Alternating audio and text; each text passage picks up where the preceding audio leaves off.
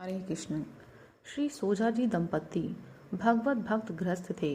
धीरे धीरे जगत की असारता, सांसारिक सुखों की असत्यता और श्रीहरि भजन की सत्यता का सम्यक बोध हो जाने पर आपके मन में तीव्र वैराग्य उत्पन्न हो गया।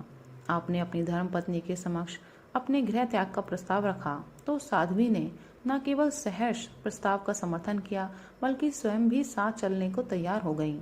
इस पर आपने कहा कि यदि तुम्हारे हृदय से समस्त सांसारिक आसक्तियां समाप्त हो गई हों तो तुम भी अवश्य चल सकती हो। अर्धरात्रि के समय ये दोनों घर छोड़कर चल दिए। आपकी तो प्रभु कृपा पर अनन्य निष्ठा थी, इसलिए साथ कुछ नहीं लिया, परंतु आपकी पत्नी अपने 10 माह के शिशु के प्रति वात्सल्य भाव को ना त्याग सकी और उसको भी अपनी गोद में लेती आई।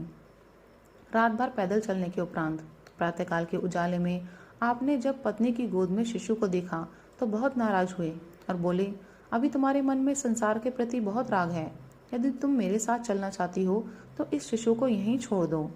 पत्नी ने बड़े ही करुण स्वर में कहा, नाथ, यहाँ इसका लालन पालन कौन करेगा? आपने पृथ्वी पर रेंगते हुए जीव जंतुओं को दिखाकर कहा, जो इनका पालन करता है वही इस बालक का भी पालन करेगा।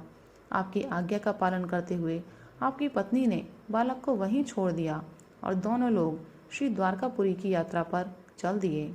12 वर्ष बाद अचानक एक दिन आपकी पत्नी को अपने उस दुधमुहे शिशु की याद आई जिसे वे आपके कहने पर रास्ते में ही छोड़कर चली आई थी। उन्होंने इस बात को आपसे कहा। प्रभु कृपा से आप तो सब जानते ही थे, फिर भी पत्नी को भगवत कृपा के दर्शन कराने के लिए उन्हें लेकर अपने देश वापस लौटे। वहां वे एक बाग में रुके और माली से पूछा, यहाँ का राजा कौन है? माली ने बताया, यहाँ के राजा को कोई संतान नहीं थी, अतः उन्होंने भक्त सोजा जी के पुत्र को गोद ले लिया जिसे उसके माता पिता जंगल में छोड़ गए थे। अब वही लड़का यहाँ का राजा है। सोजा जी की पत्नी इस भगवत कृपा से गदगद हो गई। उन्हें विश्वास हो गया कि जो अनन्य भाव से प्रभु की शरण में जाते हैं उनके योग क्षेम का वहन स्वयं श्री भगवान करते हैं। राधे राधे।